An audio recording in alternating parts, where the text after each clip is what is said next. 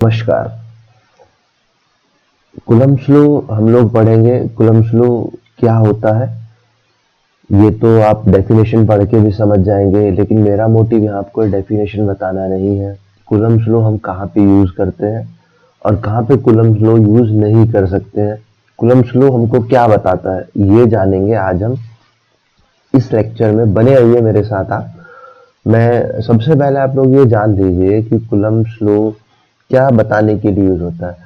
हम लोग अगर quantitative statement of electrostatic force जानना चाहते हैं तो हम लोग कूलम्ब्स लॉ का यूज करते हैं। अभी ये आप पहले लिख लीजिए, ये भी इंपॉर्टेंट है to know the quantitative statement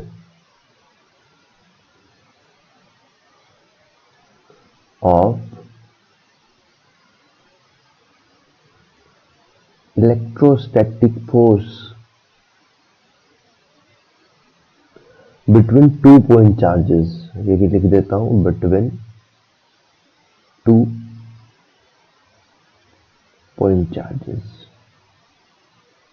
ठीक है, तो कूलम्ब्स लॉ का यूज हम करेंगे जब हमको क्वांटिटेटिव स्टेटमेंट जानना होगा किसी भी दो पॉइंट चार्ज के बीच में। अगर आपके पास ये कोई एक शीट है और इस पे यूनिफॉर्म कोई चार्ज है, ठीक है, ये यूनिफॉर्मली चार्ज शीट है, आप उस पे कहो कि इस पे कूलम्ब्स लॉ से फोर्स का पता लगा दीजिए, कभी नहीं लगाया जा सकता। कूलम्ब्स लॉ से फोर्स केवल आप टू पॉइंट चार्जेस के बीच में जान रहे हैं। केवल और केवल पॉइंट चार्जेस के लिए ही आप फोर्स का पता लगा सकते हैं with using of Coulomb's law. ये नहीं है कि हमने उठाया और कहीं भी लगा दिया। आप पढ़ रहे होंगे बहुत दिनों से कि कूलम्ब्स लॉ क्या होता है, कैसे क्या होता है, ये तो पढ़ते जा रहे हैं हम लोग, लेकिन उसका यूज कहाँ होता है वो हमेशा क्वांटिटेटिव स्टेटमेंट बताता है और सिर्फ पॉइंट चार्ज पे यूज होगा। कभी भी किसी यूनिफॉर्मली चार्ज शीट पे आप कूलम्ब्स लॉ से फोर्स का पता नहीं लगा सकते हैं।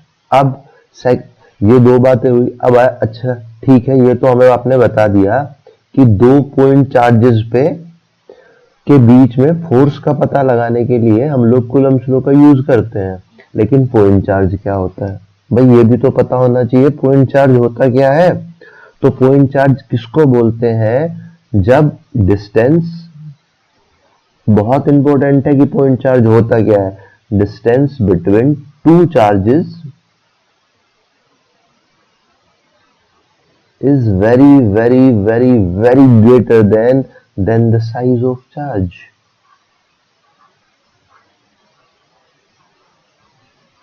ठीक है, जब डिस्टेंस जो है दो चार्जेस के बीच में, ये दो पॉइंट चार्ज कब बनेंगे? जब दो चार्जेस के बीच में डिस्टेंस उनके साइड से बहुत ज्यादा होगी, तो इस तरह के चार्जेस को हम लोग पॉइंट चार्ज कहेंगे। ये जान लेना बहुत जरूरी है।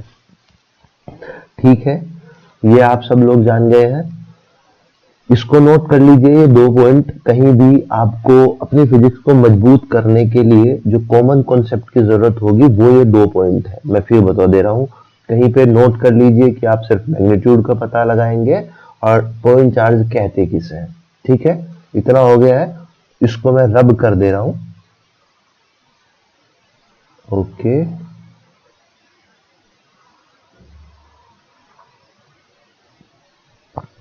Very good. अब ठीक है, अब आ जाओ।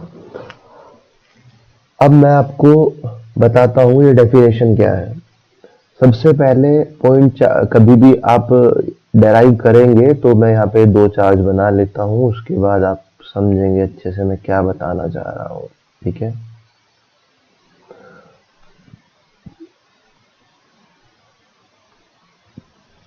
यहाँ पे दो पॉइंट चार्ज है, Q1 Q2। ठीक है, दोनों पॉजिटिव चार्ज है। पॉजिटिव क्यों लिए? आप नेगेटिव ले सकते थे जी, आप बिल्कुल नेगेटिव ले सकते थे, कोई आपको नहीं कहेगा जरूरी है पॉजिटिव ही लो, लेकिन ताकि एक यूनिफॉर्मिटी रहे, हम लोग कभी भी किसी भी डेरिवेशन को या कोई भी एक्सपेरिमेंट आप करोगे तो पूरी वर्ल्ड जो है वो एक ही तरह से यूज करे उसको। इसीलिए पॉजिटिव हमेशा आप जब भी पॉइंट चार्ज लेंगे या टेस्ट चार्ज लेंगे उसको आप पॉजिटिव ही मानेंगे। उसके बारे में हम लोग डिटेल बात करेंगे जब हम लोग इलेक्ट्रिक फील्ड पढ़ेंगे, ठीक है। अब पॉइंट चार्ज जो पॉजिटिव आपने लिया है उसकी डायरेक्शन होती है आउटवर्ड। ये आउटवर्ड क्या होता है भाई, क्वेश्चन बिल्कुल सही है। आउटवर्ड क्या होता है पहले ये तो बताओ हमें। अब देखो मैं आपको बताऊं, कोई भी चार्ज आपके पास होगा, जैसे मैंने कहा इलेक्ट्रिक फील्ड पढ़ेंगे तो और बेहतर से जानेंगे। ये आपके पास एक चार्ज है, आइदर पॉजिटिव और नेगेटिव फर्क नहीं पड़ता। तो जो इसका फील्ड होगा वो तो ये है ना, किसी भी चार्ज का जो फील्ड है वो तो ये पूरा है। इसमें कहीं ऐसा है कि इस तरफ तो इसका फील्ड है और इस तरफ इसका फील्ड नहीं है, ऐसा तो नहीं है ना भाई। वो तो पूरा एक रेडियस पकड़ेगा और उसमें पूरे में उसका फील्ड होगा। लेकिन साइंटिस्ट ने ये जानने माना कि कभी भी अगर हम लोग, भाई मैं तो कर रहा हूं तो मैं कैसे लूंगा पूरी, अगर मैं इसको पूरे रेडियस को कवर करूंगा तो डेरिवेशंस करना लगभग इम्पॉसिबल हो जाएगा। तो ये सबकी एक सलाह बनी कि जब भी पॉजिटिव चार्ज होगा तो हम लोग उसकी डायरेक्शन रखेंगे आउटवर्ड, और कभी भी नेगेटिव चार्ज होगा, ठीक है, तो उसकी डायरेक्शन हम लोग रखेंगे इनवर्ड, ठीक है। अब कि ये इनवर्ड और आउटवर्ड क्या होता है ये भी मैं आपको बताऊंगा। आप इतना समझ लीजिए अभी के लिए कि पॉजिटिव चार्ज से हमेशा जो उसकी डायरेक्शन होगी उसके इलेक्ट्रिक फील्ड की, वो हम लोग हमेशा आपके राइट हैंड की साइड लेंगे, ठीक है। इसको आउटवर्ड कहा जाएगा अगर मैं ये प्लस क्यू चार्ज मानूं, और अगर मैं ये माइनस क्यू चार्ज मानूं तो इसके लिए जो हमेशा इसकी डायरेक्शन ली जाएगी वो ली जाएगी इनवर्ड आपके लेफ्ट हैंड साइड की ओर। ये आपको मानना पड़ेगा। क्यों मानना पड़ेगा? ताकि हम सब लोग एक ही तरह से पूरे फिजिक्स को समझें। अब आप इसको इनवर्ड ले लें, इसको आउटवर्ड ले लें, तो फिर तो सब अपनी मर्जी से काम करेंगे, कोई भी डेरिवेशन आपका या आप कोई भी एक्सपेरिमेंट सही से कर ही नहीं पाएंगे। तो उसके लिए ये चीजें हमें ध्यान रखनी है फिजिक्स में कि हम लोग पॉजिटिव चार्ज के लिए हमेशा आउटवर्ड डायरेक्शन यूज करेंगे और नेगेटिव चार्ज के लिए हमेशा इनवर्ड डायरेक्शन हम लोग यूज करते हैं। कूलम्ब्स लॉ कहता क्या है कि the force between 2 point charges, ये जो 2 पॉइंट चार्जेस हैं इनके बीच में जो फोर्स लगेगा is directly proportional to the product of the magnitude of 2 charge. मतलब ये जो फोर्स है इन 2 पॉइंट चार्ज के बीच में लगेगा वो Q1 Q2 के मैग्नीट्यूड का प्रोडक्ट होगा। मैंने इसमें कुछ नहीं लिखा है, बहुत सिंपल सी चीज है। The force between 2 point charges is directly proportional to the magnitude of the 2 charge, product of the magnitude of 2 charge, ठीक है, and inversely proportional to the distance square of the distance between them. ये r distance पे है, ठीक है, कोई शक? ये आप सब लोग जान गए हैं ना। क्या है कि the force between 2 point charges is directly proportional to the product of the magnitude of 2 charge and inversely proportional to the square of the distance between them, ठीक है।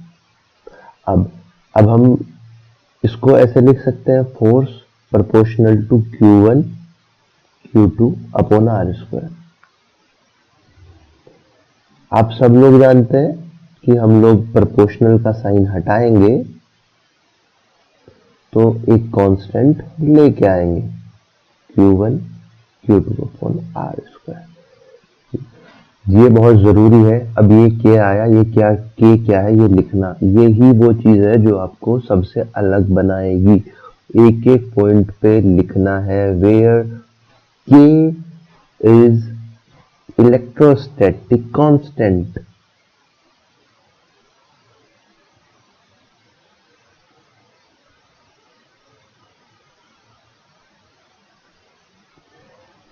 and value of k is equals to 9 10 raised to the power 9 newton metre square पर coulomb square.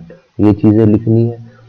ये के की unit कैसे आई ये मैं discuss करूंगा इसी चैप्टर के लास्ट में, क्योंकि ये जरूरी है। मैं आपको अभी भी बता दे रहा हूँ, फिजिक्स में बहुत जरूरी है यूनिट्स।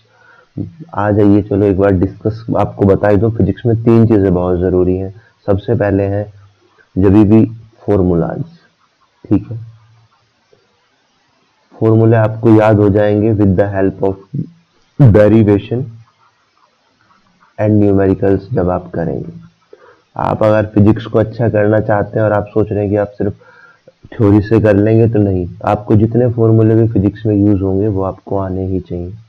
सेकंड चीज है यूनिट। आपको यूनिट्स पता होनी चाहिए। अगर आपने यूनिट्स नहीं लिखी है आप कभी भी अच्छा स्कोर नहीं कर पाएंगे। और थर्ड है यहाँ पे डायमेंशंस। डायमेंशन, हर चीज की डायमेंशन हम लोग निकालेंगे, बहुत जरूरी है। क्योंकि कभी भी 5 नंबर में क्वेश्चन आएगा और आप डायमेंशन नहीं लिखोगे तो यहाँ तक ही पहुंच पाएंगे मैक्सिमम। ये बात जान लीजिए। तो ये तीन चीजें हम लोगों को याद करनी है। कौन सी यूनिट्स कैसे आई है हम लोग सब जानेंगे। परेशान मत होइए, बस वेट कीजिए जैसे जैसे मैं कह रहा हूँ, ठीक है। के की वैल्यू है 9 10⁹ न्यूटन मीटर स्क्वायर पर कूलम स्क्वायर, ठीक है। एक ये आपका यहाँ पे डेरिवेशन हो गया है, लेकिन हम लोग यहाँ पे इस डेरिवेशन को सिर्फ ऐसे करने के लिए तो नहीं आए हैं, समझ रहे हैं ना। लेकिन इसको आप बॉक्स में कर दीजिए। के होता है electrostatic constant and value of के होती है के is equals to 1/4 pi epsilon naught. Where, ये पॉइंट्स जरूर लिखा कीजिए आप लोग। Epsilon naught is equals to electrical permittivity, लिख देता हूं मैं, इलेक्ट्रिकल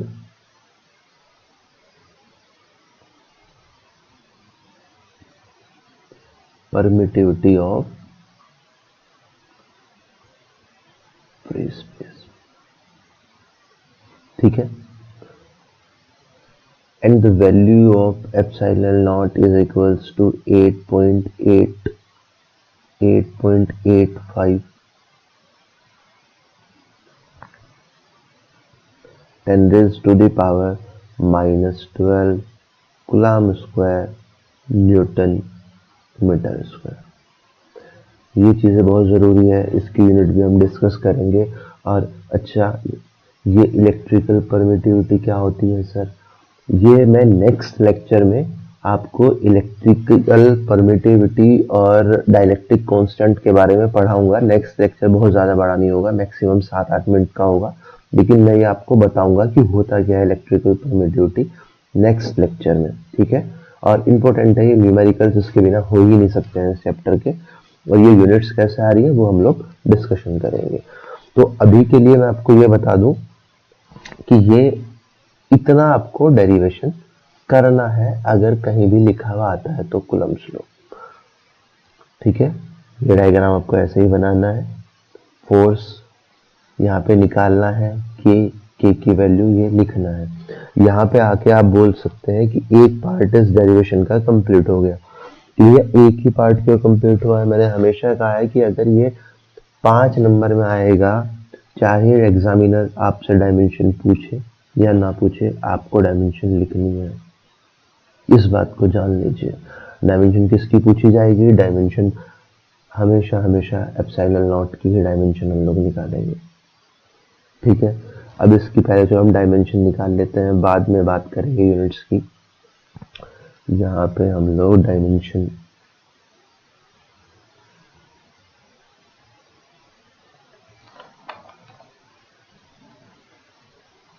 ठीक है, अब ये आपने जाना था कि F is equals to 1/4 pi epsilon naught Q1 Q2 upon R square. Coulomb's law से आपके पास ये डेरिवेशन आया था। आपको एप्सिलॉन नॉट की अगर यहाँ पर डायमेंशन निकालनी है इलेक्ट्रिकल परमिटिविटी की, इंपॉर्टेंट है। कूलम्ब्स लॉ का कभी भी 5 नंबर में आएगा तो ये लिखिएगा। मैं आपको निकालने का बिल्कुल एकदम बेसिक से, मेरा पॉइंट ये है कि जो बच्चे अपने आप में ब्रिलियंट हैं वो तो समझ ही लेंगे, लेकिन मैं चाहता हूँ हर वो स्टूडेंट इन चीज़ों को समझे कि किस तरह से हम लोग डायमेंशन निकाल रहे हैं, किस तरह से चीज़ें चल रही हैं। जो यहाँ पे समझने आया है, वो जो जीरो से आया है, मुझे कोई फर्क नहीं पड़ता आपने 11th में क्या किया है। मैं 12th पढ़ा रहा हूँ और आपको विश्वास दिला रहा हूँ कि सिर्फ 12th के दम पे मेरा टारगेट है कि मैं आपको 100 आउट ऑफ 100 दिलाऊंगा आपके एग्जाम में, क्योंकि मैं आपका कहीं भी 0.5 जाने नहीं दूंगा। बस बने रहो, विश्वास रखो, मुझ पर ट्रस्ट करो, मैं आपको फिजिक्स पर ट्रस्ट करा दूंगा। बस ध्यान रखना, ठीक है।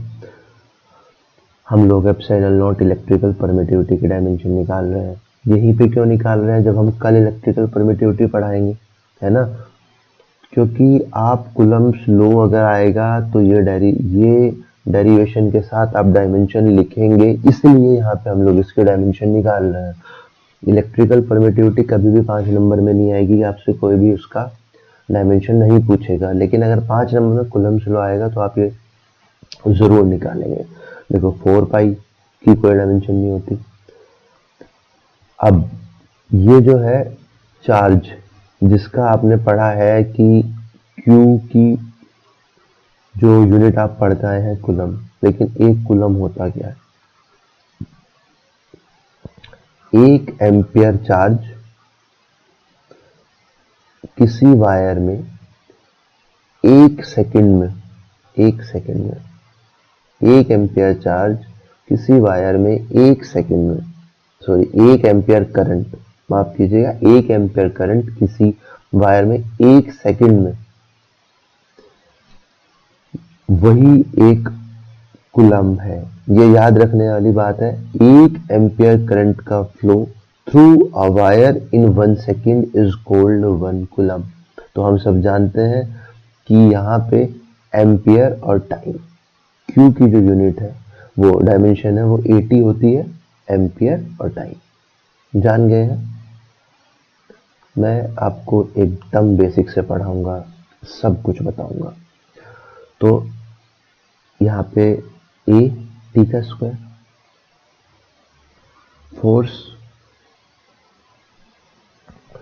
फोर्स की डायमेंशन क्या होती है आप लोग जानते होंगे, mLT-2। आर होता है लेंथ, आर का स्क्वायर हुआ ये। आओ यार बता देता हूँ ये भी आपको मैं। फोर्स F इजिकल्स टू होता है m ए होता है m, L की डायमेंशन होती है LT-2, तो फोर्स की हुई mLT-2। याद रखिएगा, मैं कोशिश कर रहा हूँ कि आपको हर चीज़ बता के चलूँ, अभी टाइम आपका है और कंफ्यूजन आपके दिमाग में नहीं रहना चाहिए। तो अब यहाँ पे क्या डायमेंशन निकल के आई, ए स्क्वायर, कोई शक, m ऊपर गया, m-1, L ए किए -3, टी ये माइनस ऊपर जाएगा 4, ठीक है।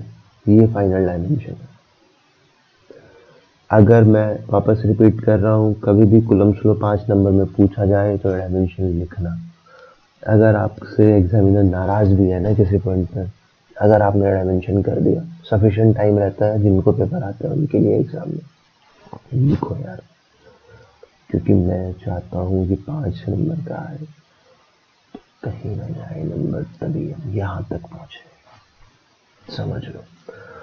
तो ये डेरिवेशन है जो कूलम्ब्स लॉ आने में आपको पूरा लिखना है, कुछ मत छोड़ना, इसमें से एक पॉइंट भी लगाना कहीं मत छोड़ना। अब मैं बात कर रहा था यहाँ पे, आपको ये बता देता हूँ जी कि ये आया कैसे है, इनकी जो यूनिट्स है वो कैसे आई है। ये भी आओ 1 मिनट और लगेगा। जैसे ये था F इजिकल्स टू के Q1 Q2 अपन R स्क्वायर, के की यूनिट हम लोग पूछ रहे थे, तो F याद करने की ज़रूरत नहीं है, थोड़ा टाइम दोगे समझ जाएगा, न्यूटन मीटर स्क्वायर पर कूलम स्क्वायर। समझ गए कि एक यूनिट कैसे आई है। और मैंने बताया था k is equals to 1/4 pi epsilon naught, तो एप्सिलॉन नॉट इधर 1/4 पाई के, 4 पाई की कोई यूनिट होती नहीं है, तो इसकी उल्टी क्या यूनिट होगी इसकी, कूलम स्क्वायर पर न्यूटन मीटर स्क्वायर। ऐसे इनकी यूनिट्स आई। ये बहुत इंपॉर्टेंट पॉइंट्स हैं, छोटे हैं लेकिन मेरा काम है आपको बताना। मैं किसी भी पॉइंट पे आपको चाहता नहीं हूँ कि आपके दिमाग में आए। सेम के की वैल्यू भी ऐसे ही निकाली है यहाँ पे। अगर आप यहाँ पे 4, 3, 4 और 8.85 10⁻⁻12 coulomb square newton metre square रखेंगे तो जो वैल्यू आएगी वही होगी 10⁻⁹ न्यूटन मीटर स्क्वायर पर कूलम स्क्वायर। ठीक है, और ये आप लोगों को मैंने बता ही दिया है कि ये पूरा लिखना है कूलम्स लॉ में। मेरे भाई कोई हिला नहीं सकता। अभी हमने 2 लेक्चर पढ़ लिए हैं। सबसे पहले हम लोगों ने चार्ज पढ़ा था, आज हमने कूलम्स लॉ पढ़ा है। मेरा विश्वास मानिएगा, शायद ही कोई बोर्ड का एग्ज़ाम इस तरह से बने कि यहाँ से आप मिनिमम 2 नंबर ना ले पाएँ। मैक्सिमम 10 नंबर है, लेकिन ये रियलिस्टिक नहीं है। लेकिन हाँ, 5 नंबर आने के चांसेस हमेशा 70% है हर एक पेपर में, कि 70% चार्जेस हैं इन 2 में से एक क्वेश्चन 5 नंबर में आ जाएगा इस चैप्टर में। 2 नंबर 100% आपने 2 लेक्चर में स्कोर कर लिए। ठीक है, ध्यान रखिए इस चीज़ का, लगे रहिए, मेहनत करते रहिए, सब कुछ हो जाएगा। सब्सक्राइब कीजिए, सपोर्ट कीजिए और ट्रस्ट कीजिए, ट्रस्ट। धन्यवाद। मैं मयंक कौशिक आप सभी का धन्यवाद करता हूँ। नमस्कार।